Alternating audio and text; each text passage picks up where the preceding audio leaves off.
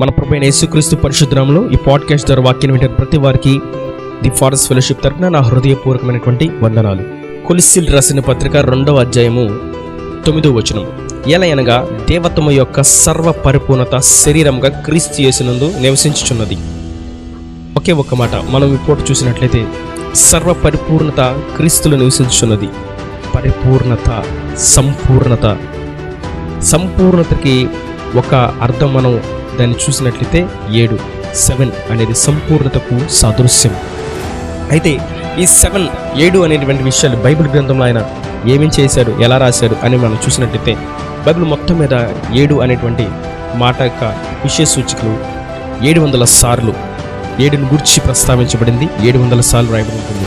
దానిలో ప్రాముఖ్యమైనటువంటి విషయాలు మనం చూసినట్లయితే ఆయన సర్వ సృష్టిని గురించి 7 దినాలు, తర్వాత ఆయన ఎరుకో గోడ చుట్టూ తిరగమన్నప్పుడు వారు 7 రోజులు ఆ ఎరుకో గోడ చుట్టూ తిరిగినప్పుడు ఆ యొక్క ఎరుకో గోడ కుప్పగా కూలిపోయింది. యెహోషువ గ్రంథం 6వ అధ్యాయం మనం చూస్తాం.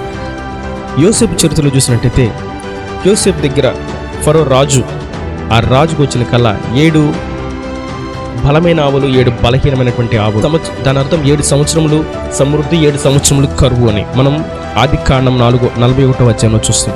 యేసయ్య కూడా ఆయన క్రొత్త నిబంధనలో మత్తయి సువార్త 15వ అధ్యాయం చూస్తాం. 5 రొట్టెలు 2 చిన్న చేపలు 5,000 మందికి పైగా ఆయన పంచుతారు. అనగా 5 రొట్టెలు 5 + 2 చిన్న చేపలు 2, 5 + 2 7. ఆయన కూడా అక్కడ కూడా ఒక సంపూర్ణమైనటువంటి సహాయాన్ని వారికి అందించాడు, ఆదరణను ఆయన అందించాడు. తర్వాత మనం మత్తయి సువార్త 13వ అధ్యాయం చూస్తే ఆయన పరలోక రాజ్య మర్మాలను గురించి వివరిస్తూ ఆయన వివరించిన విషయాలు ఎన్ని ఉపమానాలు అంటే 7 ఉంటాయి.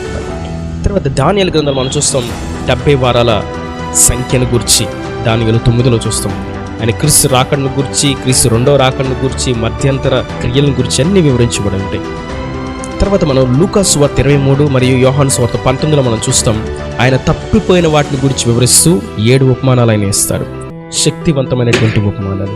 మరియు ఆయన 7 మాటలు చివరిగా సిలువలో ఆయన పలికినటువంటి మాటలు. ఆయన సృష్టి ఆరంభము 7 దినాలతో ప్రారంభమైంది. ఆయన శరీరధారిగా వచ్చి ఆయన యొక్క శరీరాన్ని ఈ భూమి మీద ఆయన అప్పగిస్తూ, ఆయన త్యాగం చేస్తూ, బలి అప్పగిస్తూ మాట్లాడిన మాటలు 7. మరియు నోవహు జీవితంలో చూసినట్టయితే గొప్ప జలప్రలయం తర్వాత నోవహుతో దేవుడు చెప్తాడు 7 జతల పరిశుద్ధమైనటువంటి జంతువులను నువ్వు 7 జతలుగా తీసుకురా అంటాడు, పక్కన పెట్టు అంటాడు. అంటే 7.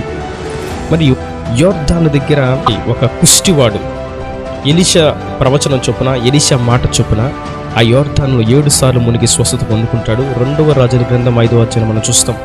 తర్వాత ఏలియా 7 సార్లు ఆయన ప్రార్థన చేస్తాడు వర్షం కోసం, 7 సార్లు మనం 1వ రాజుల గ్రంథంలో మనం చూస్తే. తర్వాత అననీయ, అజర్య, మిషాయేల్ అనే వారిని అగ్నిని 7 అంతలు చేయమని ఆ రాజు వారి గురించి ఆజ్ఞాపిస్తే ఆ 7 అంతల అగ్నిలో నుండి సంపూర్ణమైనటువంటి ప్రభు వారితో పాటు ఇక్కడే ఉండి వారిని బయటికి విడిపించినట్టుగా మనం చూస్తాం.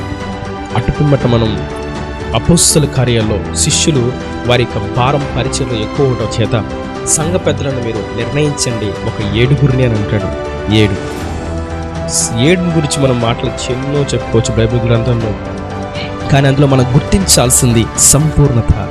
దేవుని యొక్క 7 ఆత్మలు, 7 సంఘాలు, 7 ముద్రలు, 7 బూరలు, 7 పాత్రలు, 7 రోజులు, 7 రంగులు, యోహాను సువార్తలో 7 అద్భుతాలు, యోహాను పత్రికలో 7 మరణకరమైనటువంటి పాపాలు, ఎన్నో మనం వీటిని చూసినట్టయితే మనం గుర్తించగలిగింది, మనం గుర్తించాల్సింది, మనం అనుసరించాల్సింది ఒకటే, ఏమిటంటే సర్వ పరిపూర్ణత క్రీస్తులో ఉన్నాయి.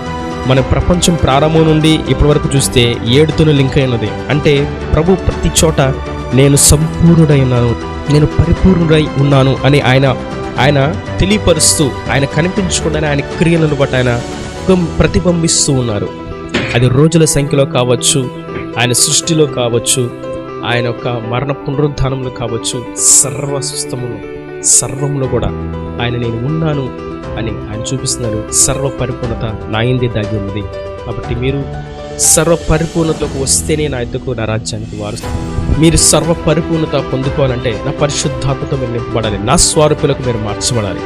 ఆయన స్వరూపులకు మార్చబడుటకు ఆయన మనకు అనుగ్రహించినటువంటి గొప్ప భాగ్యం ఆయన యొక్క రక్త మాంసాలు పాలిభాగస్తులు అవడం. ఆయన రక్త మాంసంలో పాలిభాగస్తులు కావాలంటే ఆయన అనుగ్రహించినటువంటి మరొక భాగం తండ్రి కుమార పరిశుద్ధాత్మనంలో ఆయన రక్తంలో మనం కడగబడడం. ఆయన రక్తంలో కడగబడ్డాక ఆయన ఇచ్చిన గొప్ప భాగ్యం ఆయన పేరిట ఆయన ప్రతినిధులుగా సత్య సేవకులు, అభిషిక్తులైనటువంటి సేవకులను ఆయన మన ఎదుగు పంపించడం. ఆయన వారిని పంపించి తన సేవకులను ఆయన గురించి వారి ద్వారా ఆయన వివరిస్తూ, ఆయన పలుకులను ఆ అభిషక్తుల ద్వారా మాట్లాడుతూ, ఆయన చెప్పదలిచింది ఆయన చేయదలిచింది వారి ద్వారా వారి కుటుంబాలు వారి జీవితాలు ఆయన జరిగిస్తూ వారిని ఆయన శిష్యులుగా, ఆయనకు పాత్రులుగా, ఆయనకు సాక్షులుగా మార్చాలి అనేది ఆయన యొక్క ముఖ్య ఉద్దేశం. మనిషి ఆయన సంపూర్ణతలకు రావాలి అనేది ఆయన యొక్క గొప్ప ఉన్నతమైనటువంటి కోరిక. ఆ యొక్క ప్రణాళికను మన యందు ఆయన కలిగి ఉన్నాడు. అట్టి సంపూర్ణతకు పరిశుద్ధతకు మనము చేర్చబడదుము గాక. ఆయన పరిశుద్ధాత్మ మనకు సహాయం అనుగ్రహించిన గాక. ఈ మాటలు వింటున్న ప్రతి వారు కూడా రక్షించబడి రక్షణ పొందిన వారైతే సంపూర్ణతలోకి వచ్చుటకు ముందుకు సాగుదురు గాక. అట్టి శక్తి, అట్టి కృప ప్రభు మీ అందరికీ అనుగ్రహించిన గాక. ఈ నా దేవుని మాటలు ప్రతి వారి హృదయంలో నీరుకట్టి ఫలింపచేయును గాక. ఆమేన్. God bless you.